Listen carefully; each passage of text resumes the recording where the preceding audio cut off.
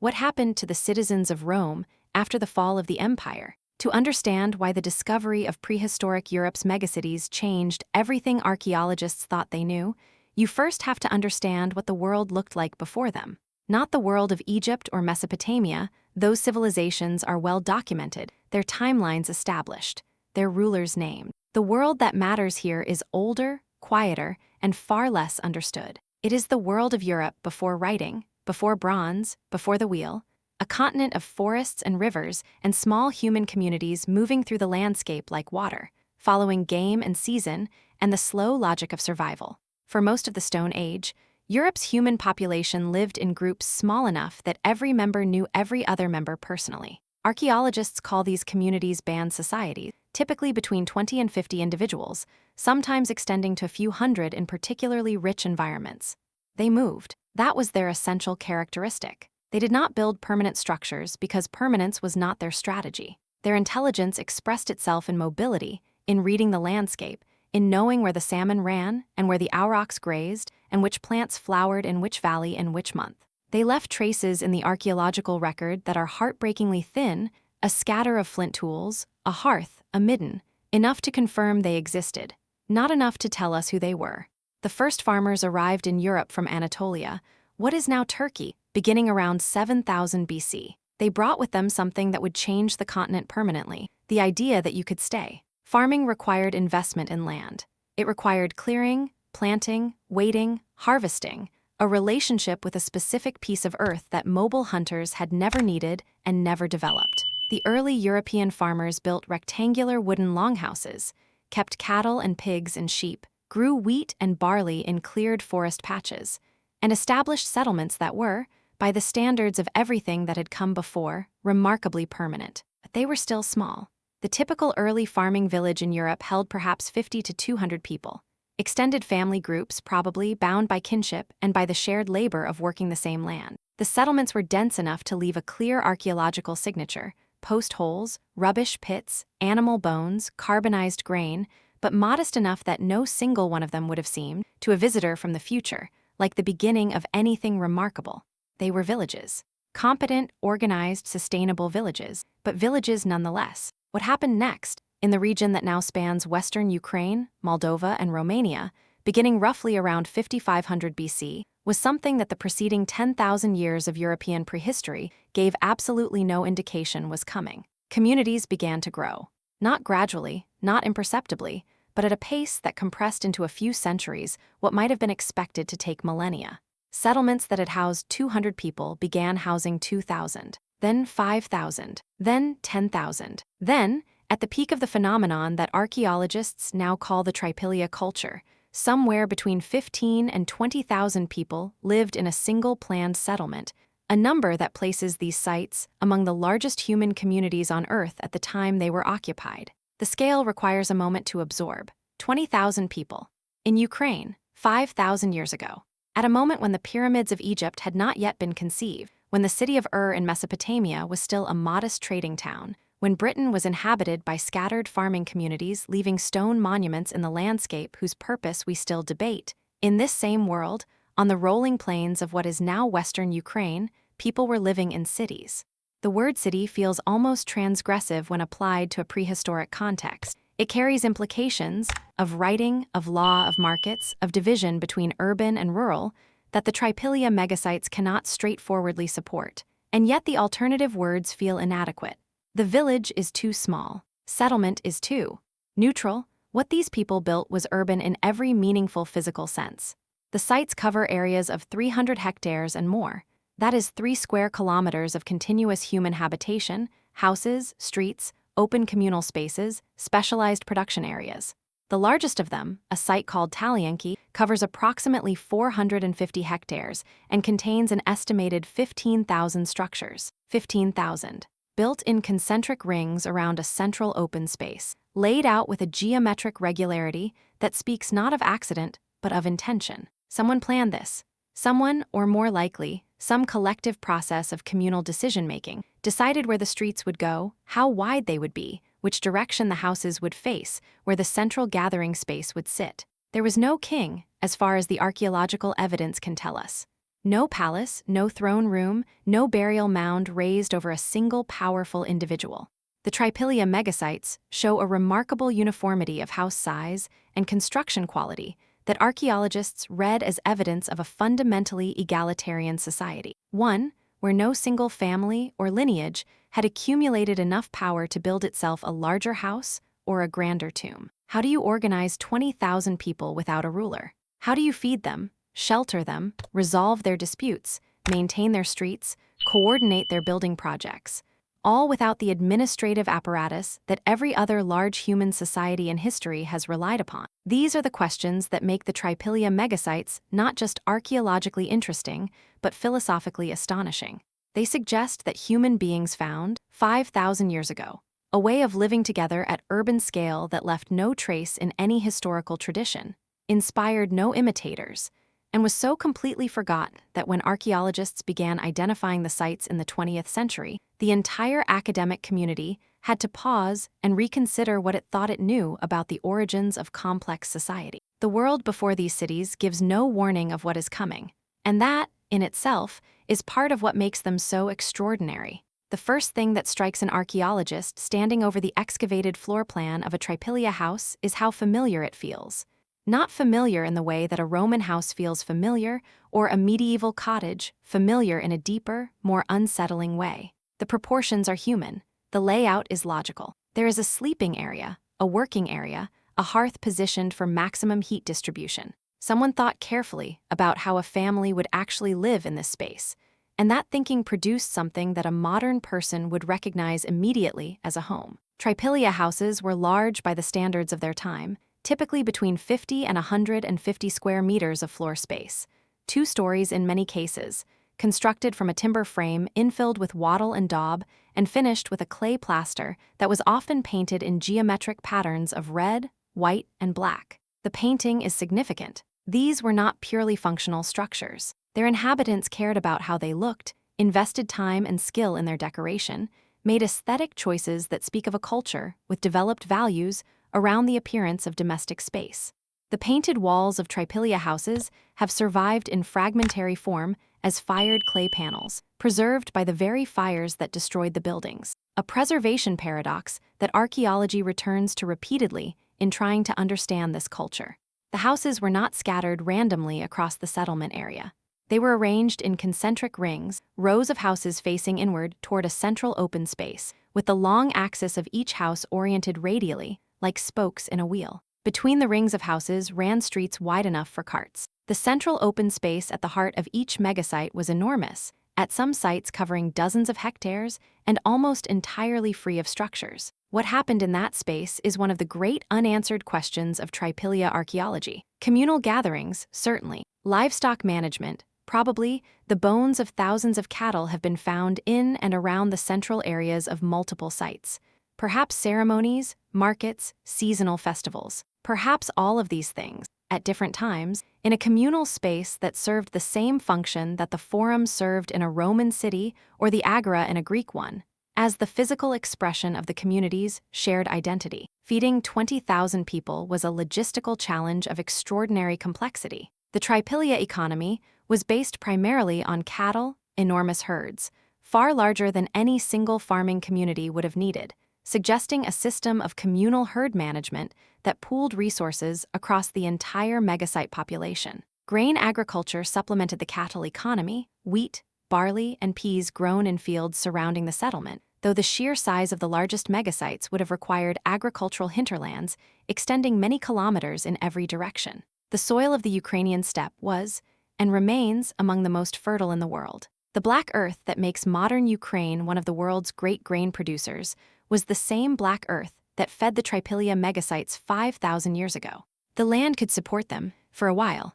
What is remarkable about Tripilia material culture is its sophistication and its consistency. The pottery found across hundreds of Tripilia sites, spanning thousands of square kilometers, shows a stylistic uniformity that speaks of shared traditions, shared aesthetic values, and almost certainly shared information networks connecting communities across enormous distances. The painted decoration on Tripilia ceramics, spirals, meanders, animal figures, abstract geometric patterns executed in multiple colors with technical precision, represent some of the finest pottery produced anywhere in the world at this period. It was not utilitarian, it was expressive. A culture that invested this much skill and intention in the decoration of everyday objects was a culture with a rich interior life, with traditions of craft knowledge passed across generations, with standards of excellence that mattered to the people who maintained them. There was no writing.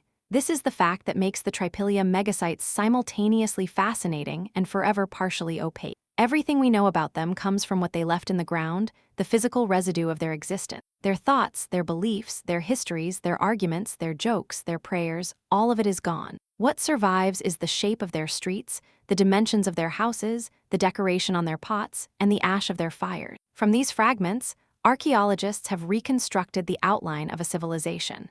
But the interior of that civilization, the human experience of living inside the largest cities in prehistoric Europe, remains permanently beyond reach. And yet the outline alone is enough to astonish. A society of 20,000 people, organized without kings, sustained without writing, built with geometric precision, decorated with sophisticated art, and maintained for generations across a landscape the size of a modern nation. This was not a primitive society. It was a different kind of sophisticated society, one that found solutions to the problems of large-scale human organization that were entirely its own, and that left no descendants, no traditions, and no memory in any culture that came after it. Every Tripilia megasite was burned. This is not a theory or an interpretation. It is one of the most solidly established facts in European prehistoric archaeology. The evidence is in every excavation trench, in every soil sample, in every radiocarbon date taken from the charred timber and fired clay that constitutes the archaeological signature of these sites. The cities burned, all of them, repeatedly. And the burning was not accidental, was not the work of enemies, was not the chaotic destruction of conquest or raid. The burning was deliberate, systematic, and organized. It was done by the people who lived there. The first archaeologists to excavate Tripilia sites in the late 19th and early 20th centuries assumed the burning was evidence of destruction, of warfare, of catastrophe, of the violent end that they expected ancient settlements to have. The assumption seemed reasonable. Cities burn when they are attacked. Cities burn when something goes catastrophically wrong. The idea that a community would voluntarily, deliberately, systematically set fire to every structure it had spent years building was not, at first, seriously considered. The evidence dismantled that assumption slowly and then completely. The pattern of burning at Tripilia sites is too organized to be accidental or hostile. At site after site, the fires were set from inside the buildings, from the ground floor, in positions that would maximize the burn and ensure the complete destruction of the structure. The sequence of burning follows the layout of the settlement, houses burned in order, ring by ring, in a process that would have taken days and required coordination across the entire community. There is no evidence of hasty abandonment, no weapons embedded in walls, no unburied bodies in the ash that would indicate a population caught by surprise. The inhabitants removed their valuables, their best pottery, their grinding stones, their personal ornaments, before the fires were set. They took what mattered, and they burned the rest. And then they rebuilt. Immediately, in many cases on the same spot or within a kilometer of the previous settlement, using the same architectural conventions, the same street layout, the same house designs. The new city rose from the ash of the old one with a regularity that speaks not of trauma, but of intention, as if burning and rebuilding was not a catastrophe, but a cycle, not an ending, but a ritual. The theories that archaeologists have proposed to explain this behavior reveal as much about the limits of archaeological interpretation as they do about the Tripilia people themselves. The most widely accepted current hypothesis is that the burning was a form of ritualized community renewal, a periodic destruction of the physical settlement as a way of marking the end of one social cycle and the beginning of another. Some researchers connect it to beliefs about death and regeneration, suggesting that the Tripilia people may have understood their cities as living entities that needed to die in order to be reborn. Others propose more practical explanations that the accumulation of parasites, disease vectors, and organic waste in a densely inhabited settlement made periodic burning a public health measure, a way of sterilizing the living environment and starting fresh. Neither explanation fully satisfies. The scale of the burning, entire cities of hundreds of hectares reduced to ash simultaneously, seems to exceed what any purely practical motivation would require.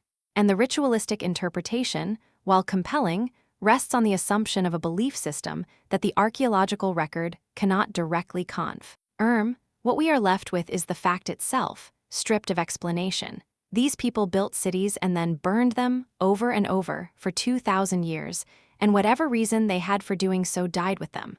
There is something in this practice that resists comfortable interpretation. We are accustomed to thinking of civilization as fundamentally oriented toward permanence, toward the accumulation of structures, traditions, texts, and institutions that outlast individual lives and link generations to each other across time. The great projects of ancient civilization, the pyramids, the temples, the written law codes, were all expressions of the same impulse, to build something that would last. The Tripilia megasites suggest a civilization oriented around a completely different relationship with time and permanence, one that found meaning not in what endured, but in what was renewed, not in the monument that outlasted its builders, but in the act of building itself, repeated generation after generation, each time from the ash of everything that came before. Whether this represents a profoundly different philosophy of human existence, or simply a practical adaptation to the specific conditions of Tripilia life, we cannot say. What we can say is that it worked. For 2,000 years, it worked. Around 3100 BC, something changed. The megasites, which had been growing for 2,000 years, expanding in area, increasing in population, spreading across a larger and larger territory of the Ukrainian and Moldovan steppe, began to shrink. Then they began to disappear. By 2750 BC, the last of the great Tripilia megasites had been abandoned, and the people who had built them had dispersed into smaller, simpler, more mobile communities that left a far thinner archaeological trace. The vast urban experiment of prehistoric Europe was over, and it left behind almost nothing that the cultures which followed it would remember or build upon. The causes of the collapse are still debated, and it is likely that no single cause is sufficient. Climate change played a role. The period around 3200 to 3000 BC saw a significant shift toward cooler and drier conditions across the Pontic steppe, the grassland zone north of the Black Sea. For an agricultural economy already operating at the limits of what its soil could sustain, the largest megasites would have required the cultivation of enormous areas of surrounding land that was being progressively exhausted by centuries of intensive use. A climatic shift that reduced rainfall and shortened growing seasons could have pushed the system past the point of viability. Communities that had been able to feed 20,000 people in a favorable climate found themselves unable to feed 10,000 in a changed one. Soil exhaustion was almost certainly a contributing factor independent of climate. The Tripilia megasites were occupied for generations. Some sites show evidence of continuous or near-continuous habitation spanning hundreds of years. The agricultural hinterland required to feed their populations was vast, and the farming techniques available to Tripilia communities, however sophisticated by the standards of their time, did not include the crop rotation systems and soil management practices that would have been necessary to maintain productivity across such large areas over such extended periods. The black earth of Ukraine is extraordinarily fertile, but it is not inexhaustible. Centuries of intensive grain cultivation, without adequate fallow periods, would have produced a steady and eventually catastrophic decline in yields. From the east, across the Pontic steppe, came a different kind of pressure. The Yamnaya people, the steppe herders whose descendants would eventually spread across most of Europe, and whose genetic signature is detectable in the DNA of most modern Europeans, were expanding westward during precisely the period when the Tripilia megasites were collapsing. The Yamnaya were not farmers. They were mobile. Pastoralists, herding cattle and horses across the steppe on wheeled carts, organized around warrior aristocracies, and carrying with them, in all likelihood, diseases to which the densely populated Tripilia communities had no immunity. The intersection of agricultural collapse, environmental stress, and contact with a mobile, aggressive, epidemiologically alien population may have been the combination that finally dismantled a system that had endured for 2 millennia. What was lost in that collapse is almost impossible to calculate. Not the buildings, those were always temporary, always destined for the fire. What was lost was the knowledge. The accumulated understanding of how to organize 20,000 people without hierarchy, how to sustain an urban population without writing, how to build and manage and feed a city using only the tools and techniques of the Stone Age. That knowledge lived in the people who practiced it, in the community memory, in the oral traditions, in the practical expertise passed from generation to generation. When the communities dispersed, the knowledge dispersed with them, diluted and fragmented, and within a few generations it was gone entirely. The cultures that replaced the Tripilia people in their former territory showed no awareness that the megasites had existed. They built over them, farmed through them, grazed their animals across the ghostly outlines of streets that had once carried 20,000 people. History, which had not yet learned to write itself down, simply forgot. The rediscovery of the Tripilia megasites is one of the quiet revolutions of 20th century archaeology. Beginning with Ukrainian and Romanian researchers in the late 19th century and accelerating dramatically with the application of aerial photography and satellite imaging in recent decades, the true scale of these sites has only become clear within living memory. The largest of them, Talienki, Maidenetsk, Nebelivka, were identified as exceptionally large sites decades ago, but the full extent of their planning, their population, and their sophisticated organization has only been established through the detailed survey work of the past 30 years. Each new excavation season adds to the picture. Each new radiocarbon date extends the timeline. Each new analysis of animal bones or plant remains or pottery distribution fills in another small piece of a picture that is still, after a century of investigation, largely incomplete. What the picture shows, in its current state, is a civilization that deserves to stand alongside the great urban cultures of the ancient world, Mesopotamia, Egypt, the Indus Valley, as evidence of what human beings are capable of when they turn their intelligence and their cooperative instincts toward the problem of living together at scale. The Tripilia people solved that problem in a way that was entirely their own, without the tools we have always assumed were necessary, and without leaving any record that allowed the world that came after them to learn from what they had achieved. They built cities, and then they burned them, and then they disappeared. And for 5,000 years, the fields of Ukraine kept their secret, until the rain fell at the right angle, and the soil darkened in long curved lines, and an archaeologist stood at the edge of a farmer's field and realized that the ground beneath their feet was the ghost of something vast.